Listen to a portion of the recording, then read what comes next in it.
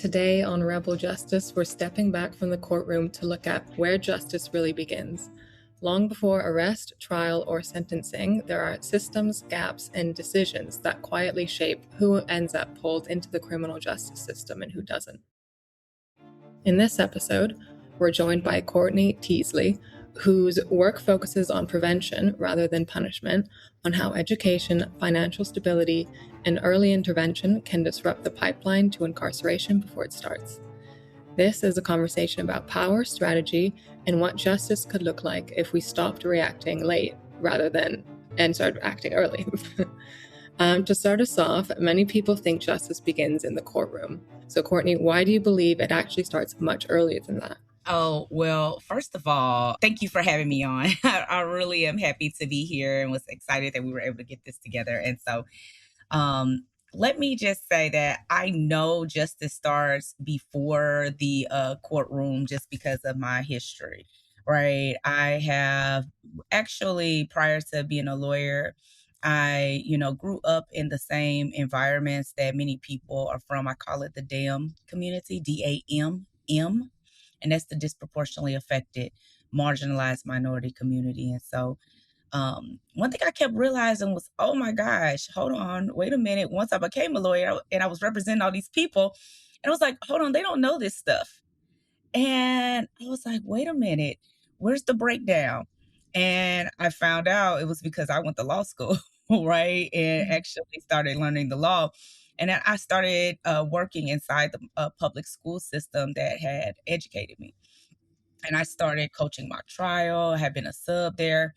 And I remember finding out I was teaching mock trial, and we were going against all of these other schools because my school was a school from what I call the DAM community. It was considered a high priority school. You got extra money to go there because it was supposed to be a bad school or whatever. And we would go against all of these other schools in mock trial competition here in the county. And what I realized was, I was like, oh man, hold on, this is unfair. These people, like, they pay thousands of dollars to go to a private school. They have a lawyer on a staff who teaches them how to be little mini lawyers, right? Whereas my students are barely, eating that day and trying to figure out where they may be sleeping. And so I recognize we just did not have that same education that others were getting. And I started looking deeper and I saw that, okay, we're not educated in three big subjects that affected us systemically. And it was financial literacy, right? You don't teach us how to make money legally, right? It was civics. You don't teach us much outside of, oh, go vote, right? You don't really teach us how to be actual citizens, how to take part in this process, holding officials accountable included, right? And then finally, you don't teach me legal literacy. You tell me ignorance of the law is no excuse for breaking the law, but wait a minute, right? Flag on the field. You never taught me the law.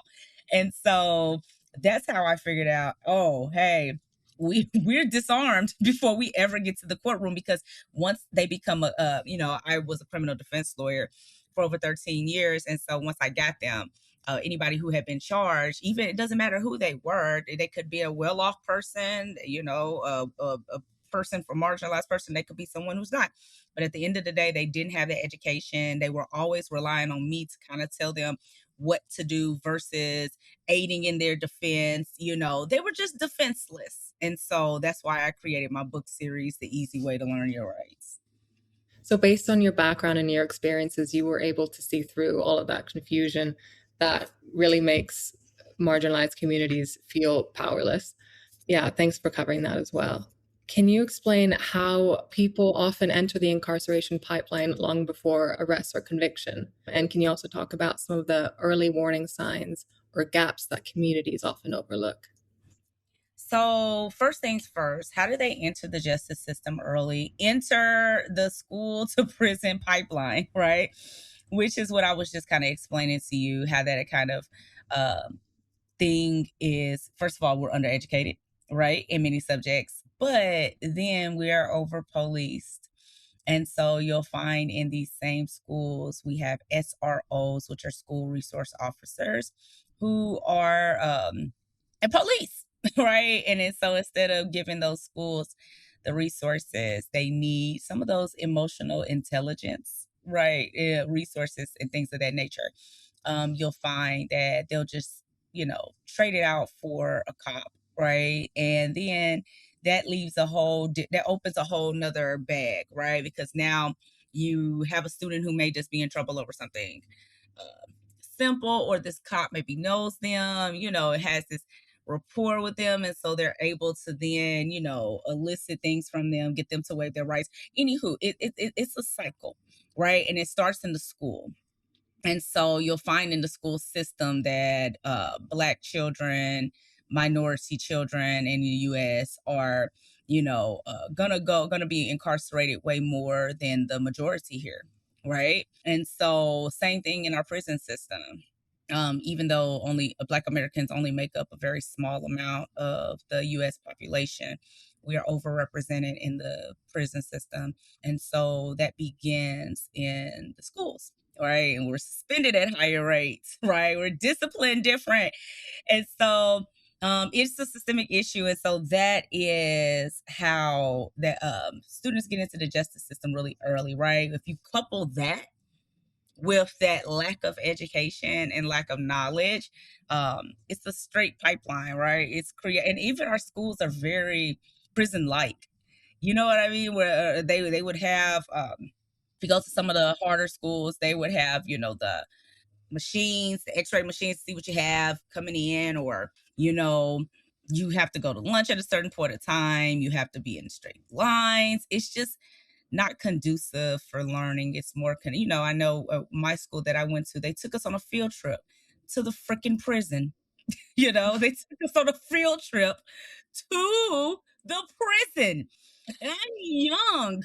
I didn't know like, I'm in high school, like I'm a senior, and it's like, I didn't know that this was, it was crazy. We were laughing with our friends and stuff. And, you got guys that like, I don't know if they're trying to scare us straight, or it was the craziest thing ever. So I look back That is now, a bizarre decision. Yeah.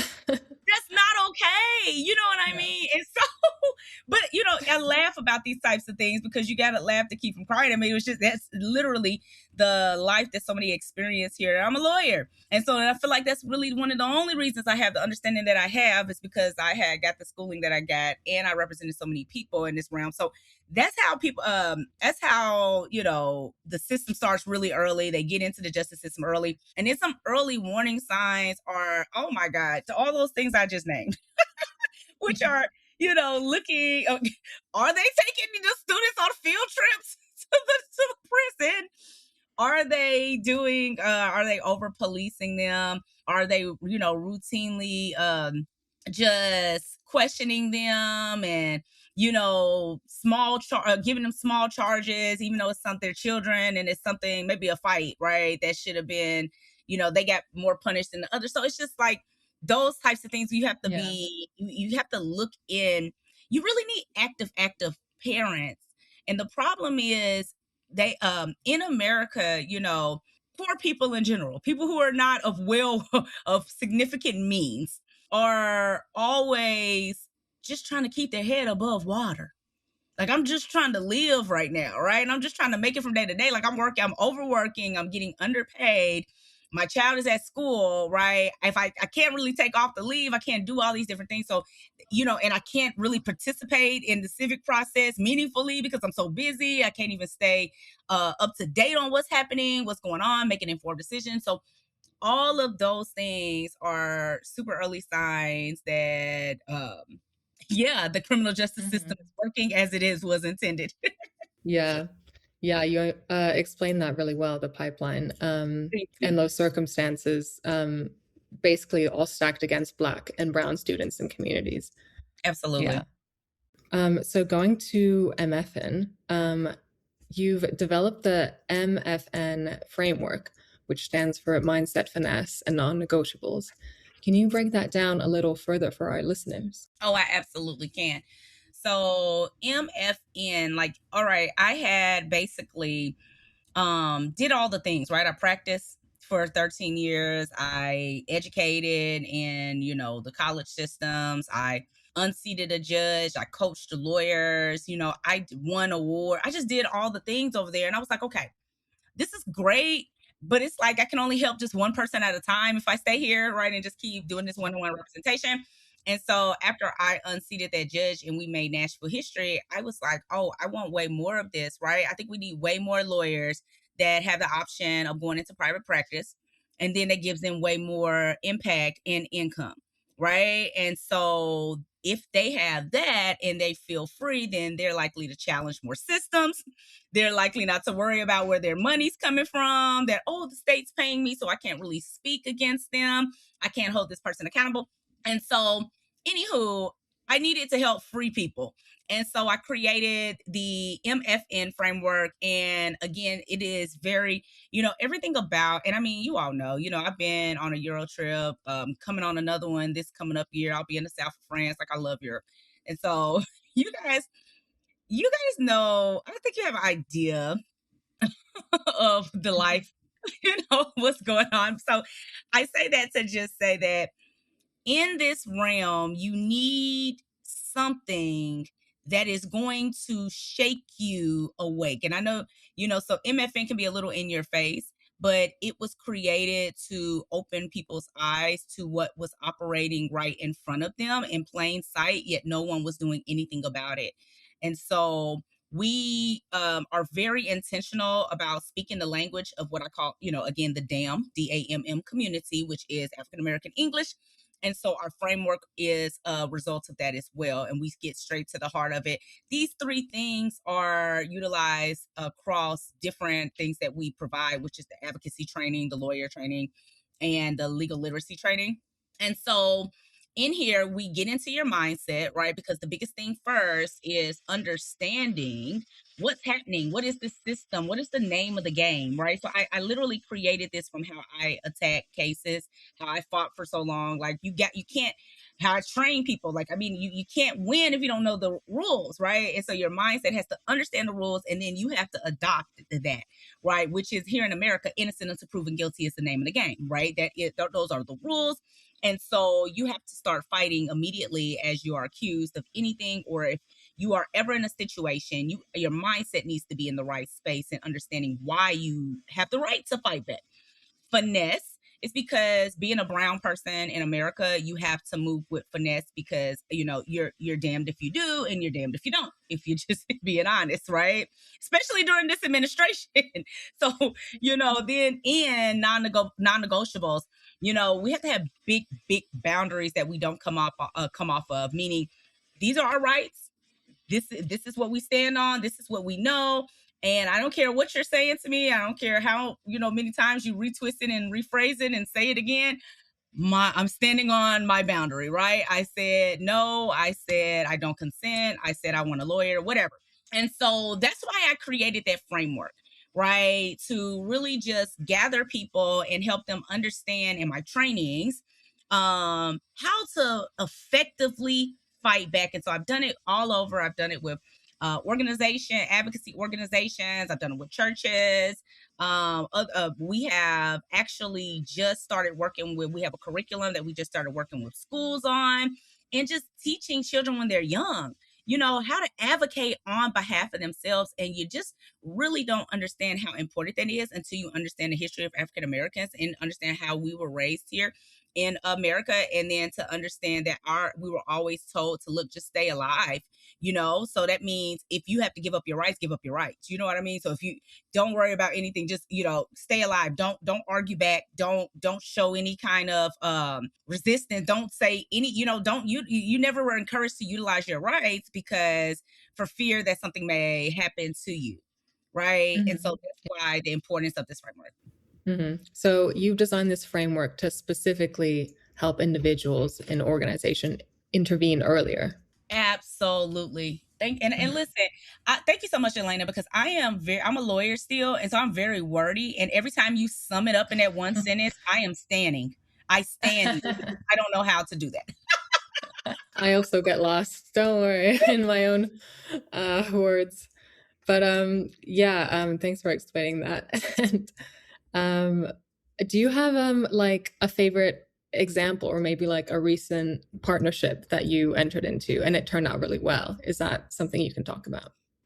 Right now, I have a potential partnership on the horizon with couple of like an organization, the Whitney Plantation down in New Orleans. We're kind of in conversation right now about collaborating, and so that's great. And but other organizations that I have collaborated with as of yet, I have collaborated with a cannabis founder here in America. So we collaborated. I did some hosting with them. And then I collaborate with the advocacy organizations all the time. Like last year, I guess, well, that'll be a pretty big one. I collaborated with a historically Black college and university here in Nashville called American Baptist College. And it's actually where John Lewis went. You know, he is well known here in Nashville and the US as being an American activist. And so I partnered with them to bring a lecture last year for their Garnett Neighborhood series called Advocating for the Least of Us, How Churches Can Have a Greater Role in Helping Fight Mass Incarceration.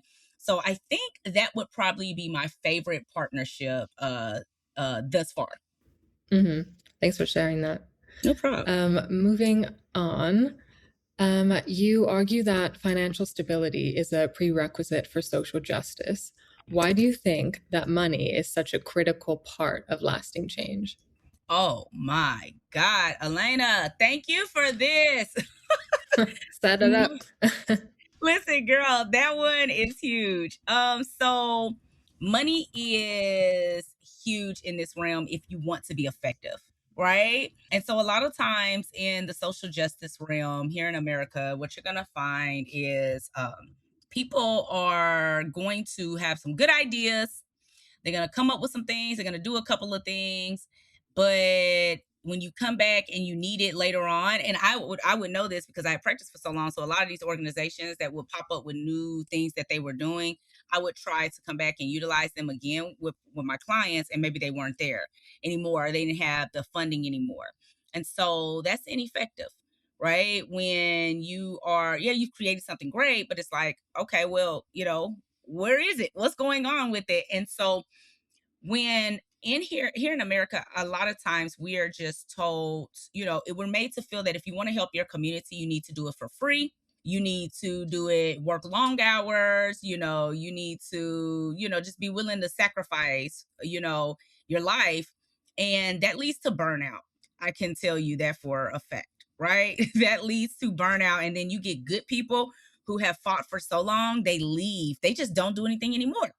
And so if we truly want to make real change and put a dent in this systemic harm, we need the adequate resources to sustainably do so and not just have these one-offs, you know, or performative type things that pop up from time to time to, you know, fit a need. Like George, you know, when George Floyd died, there was a whole lot of people all over the world, you know, who were concerned at that time because they had to see that happen. However, you know, we now know that almost all of the companies that were excited about all of that stuff have repealed that stuff now. So it's just like a fad that goes on when you don't have the resources to continue it. You actually beat me to my follow-up question, which was how do you challenge the idea that justice work must involve burnout or sacrifice? And there you go. You need some real sustainable money, right? And so that's why I'm a certified business coach. So it wasn't enough for me just to coach lawyers to learn how to make a lot of money. I needed them to know how to do it sustainably, right? They could have, the more income they have, the more impact they can have without burning out. And that is critical. Longevity. Yes. Great. We are on to our last question now. Oh, wow. So if someone listening wanted to take one meaningful step towards prevention, what resources or tools would you recommend that people explore? Oh yeah, that's a good one. So I have first of all, just email me, right? Like email me at theblackLawGirl@gmail.com and put resource in the caption and I will send you over resources. I have plenty of lead magnets, right? Where I have 5 mistakes parents make when their children encounter the police. I have one that is 7 way churches can disrupt mass incarceration. I have one that's with 5 ways to break free and actively resist harmful systems. We have resources. So connect with us. You can go over to EMEFFEN.com and you'll be able to see all the work we're doing. You'll see our book series. We're doing a tour. So we'll be doing a underground rights tour, going to different cities and teaching their rights. And not just their rights. Again, within knowing just your rights, we're actually teaching advocacy, how to advocate on behalf of yourself. So reach out and I will send you, find out what resource you need, and I will send it right over to you.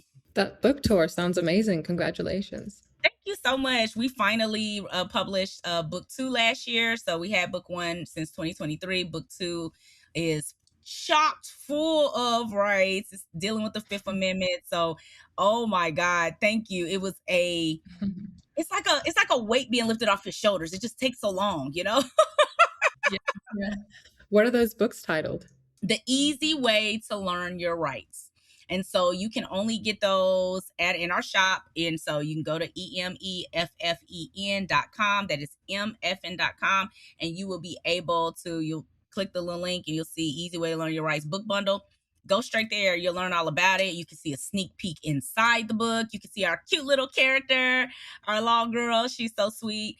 And you can just get an idea of the information that we're teaching at this time frame. Amazing. Thank you so much. No problem. Thank you so much. What we've heard today is a reminder that justice isn't only about what happens after harm, it's about what we build, teach, and protect long before the system ever gets involved. If this conversation resonated with you, take a moment to reflect on where prevention shows up in your community and where it doesn't. Change doesn't always start in institutions. Often it starts with knowledge, resources, and the courage to do things differently. Thank you for listening to Rebel Justice. You can find this episode along with others wherever you get your podcasts.